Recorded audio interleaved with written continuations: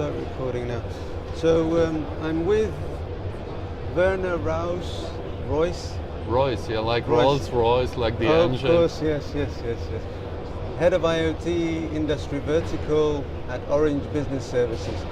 Werner, would you mind just briefly describing your job? What are the main objectives that you have in your, maybe Yeah. on a monthly or annual basis? May I ask a question? Are you familiar with Orange Business Services, or you want to reiterate briefly? That would be good if you reiterated. All I know about Orange is that it's a mobile network, mobile communications network.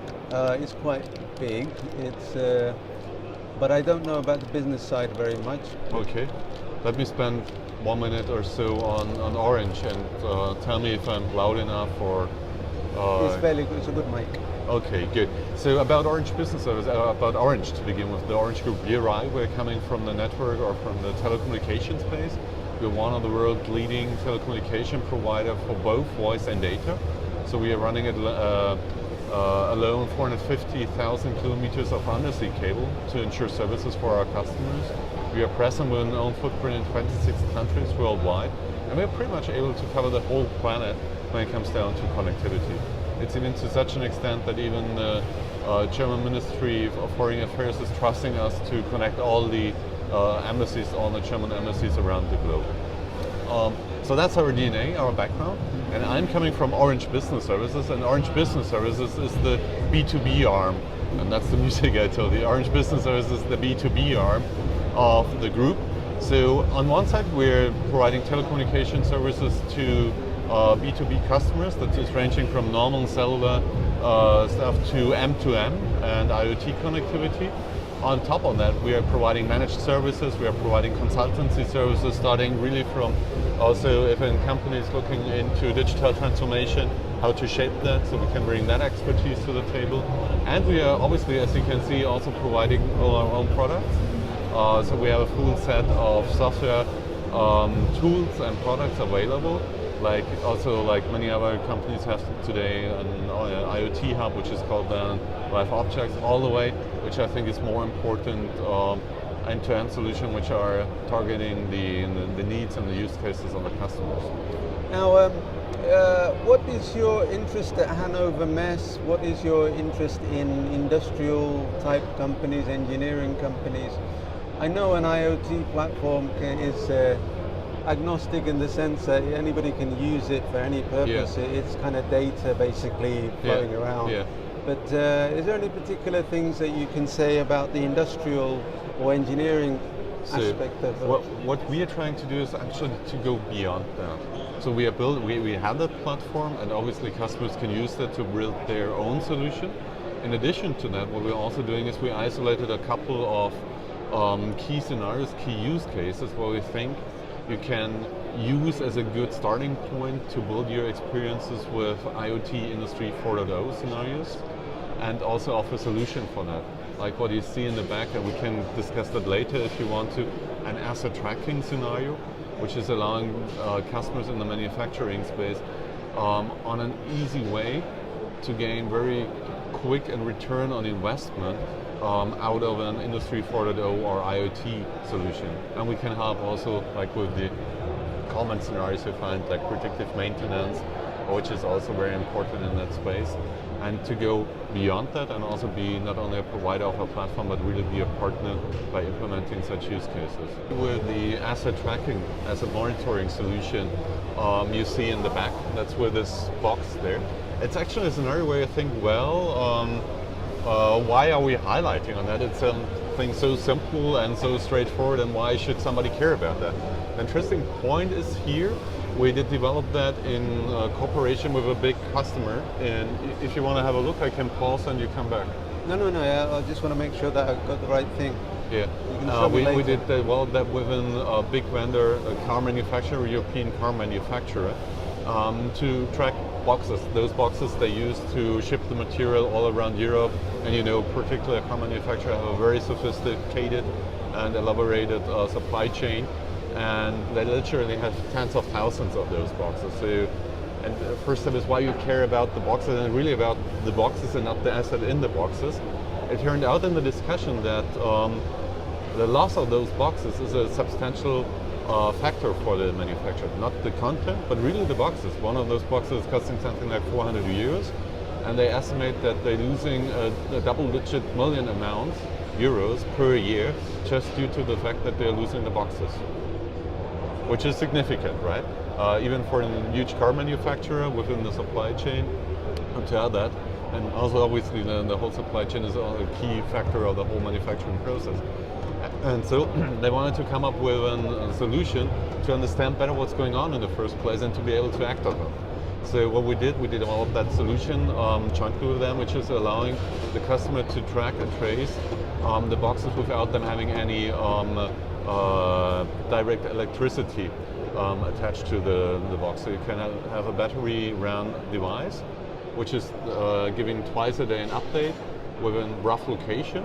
We do that through using our cellular network to make within triangulation and good estimate where the box is. So it's plus minus 50 meters. And if there's anything happening which looks strange, we can ask the device to shoot up GPS functionality and give the position. And so one aha moment for the customer was a simple one. They figured out that one of those devices with the functionality got lost. And the triangulation told them it needs to be near the facility it should be. And then they did shut it up, did exact location through GPS, and just simply sent somebody there. That was the location nearby the original facility. And what they found out then was that, how to put it, some guys started to use an area close to the factory, quote unquote, as a junkyard for those boxes which got damaged, which was not reported back, no longer in the right shape. And they literally found hundreds of those boxes. And keep in mind, every asset was worth 400 euro initially and needed to be replaced in that location, just by following one of the boxes with a tag. So that is something where you easily also can start to showcase, because I still see many customers who are in a situation saying, well, what's in for me? What's the real use? Do I really need to do sophisticated things? I think the beauty of this showcase, of this use case, is that you can start with something which is relatively easy to be implemented and can show an immediate return just by going after very quote-unquote straightforward, simple scenarios, which are in the core of your manufacturing process. There's this little box, this little model of the box there. Oh, that on the table? Yeah, that on the table. It's just like a representation. With the mesh. Yeah, the mesh. A representation, what it looks like in big, we can put it So in. what's the full-size one?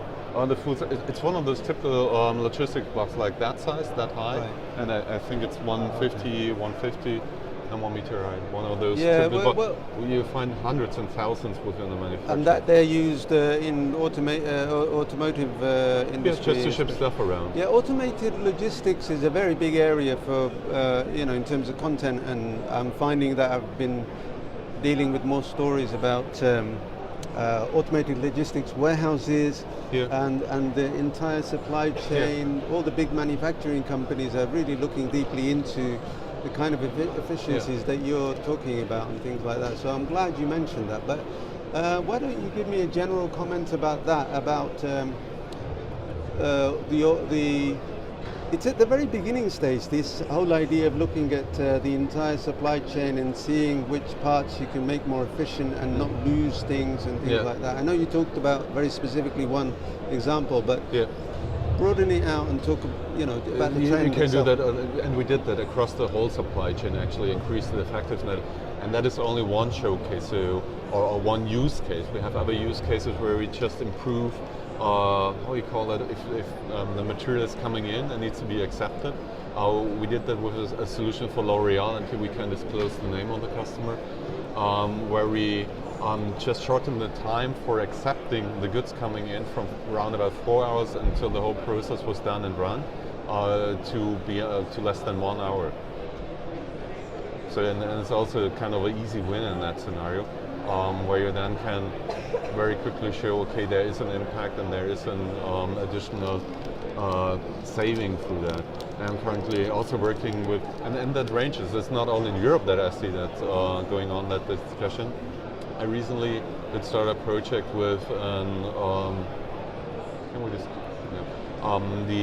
with an manufacturer in Saudi Arabia, and they are in the white goods and air conditioning area.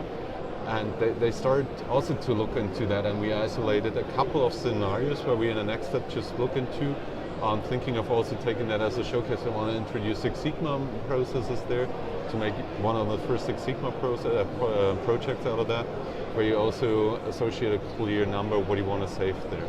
So that is not limited to this one thing. I think all this logistics stuff, supply chain things are a good area to look into and to start when you think about introducing some IoT or Industry 4.0.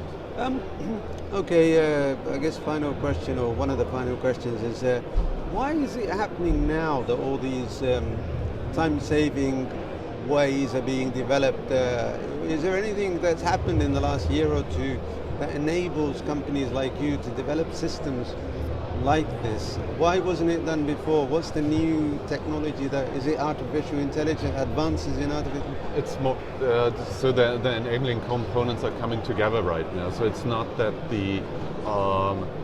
that there's this one big breakthrough. I think it's just some components out of various areas come together, like broader availability of all those tracking methods. Let it be RFID, let it be here through cellular technology. In that particular case, enhancement and improvements in a simple area where you might think, is it relevant here, like battery technology? Because for a scenario like that, you don't have any power supply on such a box, so you need to think, okay, I want to monitor that for months and months and months, and I don't want to replace the box or recharge it. And so we needed to come up with longer life batteries, longer battery life cycles, and then obviously also the possibilities we now have with all those services available. So a lot of technologies are coming together and allowing us now to come up with solutions in that space. Okay, now just I guess the final question, to summarize Orange Business Services again, in order that I understand it, as far as I knew, I did know about the pipelines around the world. It's quite big and the network is huge. That must be a big advantage for a company like yours in terms of if you're dealing with big industrial companies like the ones here, or even small ones, if you've got a hardware infrastructure like yours. What are the, if you like, competitive advantages that your company has? Is it the hardware or network infrastructure that you've already got, or the maybe the software development capabilities that you have? There are several. I think to reiterate on the network, that is an important factor, and I think from the discussions I have, not only with big companies, by the way, also with you get a lot of hidden champions in Germany, like what is called mid-sized companies. Most of them pretty much all of them, actually starting to think about a digital product. So can I make a smart pump, a smart drive, a smart whatever? And obviously all of them are serving international customers. So that requires, if you really want to build a smart offering, and you're having international customers and literally shipping around the world, at a certain moment in time you need to think, well, I have to connect that stuff because I want to offer the service to those customers in India, China, South America under roughest conditions. And that's a moment where we are really set up very, very good, because if you have a customer in China, we can make sure you get the connectivity. If you have customers in Africa and South America, we can make sure that you get the connectivity and get the access. Yeah, and that is for sure an important point. We're also bringing in other assets, like we have a long track record of also working on the device side, testing device, developing device. We can help there. What to choose, what to select, what is the sensor or the data locker you should go for. So we have a broad experience we can share with our customers. And obviously we have also the assets on the side of the software, and last but not least the sides on the consulting. Okay. I guess the final question is competition. It's a fairly new market, isn't it? This whole digital business platforms and IoT platforms and digital services, it's fairly new. And it's already crowded. All these businesses are offering, it seems to me anyway, already quite crowded. You've got the big companies offering digital services, GE Digital, ABB, Ability, Siemens, this, that and the others. And obviously, you know, you're a big company, Orange is a big company as well. It's too difficult, too early to say, well, how does everybody fit into a pie chart, who has what market share, because it's probably difficult to categorize which Yes, for me, some players or some scenarios are getting more clear. So you mentioned a lot of companies before, and if you, for instance, look to those you mentioned, you can group some of them, like GE and Siemens are coming out of the manufacturing space with a strong history as a component provider or solution provider even, and they start to build up platforms with a heavy focus on providing services into the industry. Really focus, like GE Predix, Mindthere from Siemens, on those industrial scenarios. And obviously as an Orange, coming from a little different scenario, we are looking in that space to how to cooperate with those companies and make sure we're addressing our common customers jointly in a better way. So cooperation on one side, and I think you're right, we will see over the next couple of years probably some companies coming up in that area. We will see, given the normal way, some shakeouts as well. And so we look to those clusters of company and look also in whom to cooperate with to make the best offering for our customers then end of the day with them. Yeah, it seems like such a big and growing market now that everybody who is able to offer a competent service is probably doing quite well anyway. So it's not a case of, at the moment there's no consolidation, it's just a growing market. Everybody... For the time being it's for sure a growing market, and my current gut feeling is out of the customers to be addressed out there, roughly, let's say 5 to 10% have been in those early adopter phase, which started 4 or 5 years ago. And they went through the first projects, they're ramping now up quickly, and the rest is following now. And we will see, my expectation, an increase in demand coming from the market. That said, obviously, at a certain point in time, you will see that there will be a shakeout with regards to the vendors. There's three things, I suppose this is the end, but there's three things that I think are driving it from my point of view. I'm not a technical person or an engineer, but the kind of IoT platforms and digital services that you and other companies provide enable companies to make their operations more efficient, which saves a lot of money. Right. In terms of physical moving around, as you gave the example. Also, energy efficient, which obviously directly saves money, and probably consequently more productive. They're able to produce more in a shorter space of time. Those are the three things that I think in a way driving the market. But is there anything you can add to that? I see it similarly. So I group it into two areas. I always call it 2+1 area. The one is what you mentioned, working on the digitalization of all the processes you have along the manufacturing process itself. The second thing I see driving is really the discussion about coming up with a new digital business model, making your products digital, not only in the manufacturing of it, but also the product. And while you do that, thinking of your own business model. In many discussions with the companies here, which are coming out of the out of the manufacturing space, I see them thinking on the future. What will my product set look like in 5 to 10 years from now? And I also see them about diversification, because everybody is also seeing what's going on in the 3D printing area. What will be my role in such a world? So clearly also on the digital product, so the two ones, the digital processes and the digital product. And along with that, security is also a driver in that space. How to make my environment safe and secure in the manufacturing environment, which I maybe need to open up a little bit to enable all those digital scenarios. And obviously if you change your model towards a scenario where you collect data from customers, how do I protect those assets as well? These are actually the three big discussions and big drivers I'm seeing. Okay, final question. I should have asked this earlier, but I'm glad I remembered. What examples can you give of automation where perhaps a way of doing things which has been something that has been automated. I've heard of things like data center automation, network automation, and things like that. But you know about obviously your business. Is there an example that you can think of? We are working particularly in France, our homeland, where we have a stronger presence there, with pretty much all the major companies together to look also to the core manufacturing processes and how to improve that through IoT scenarios. As I said, I still think that they're with the whole supply chain and logistics part very easy wins. But obviously we're also in the discussion like how can we improve the process we're having for the core manufacturing, which are the data, and unfortunately at that point not allowed to disclose the scenarios and the customers. We're still in discussion there to optimize the whole production process itself. Which data can I pull from the machines I'm having to make it quicker to change the goods I'm producing, and to have more efficiency and less loss rates in the whole process. Those are also the scenarios we are seeing here.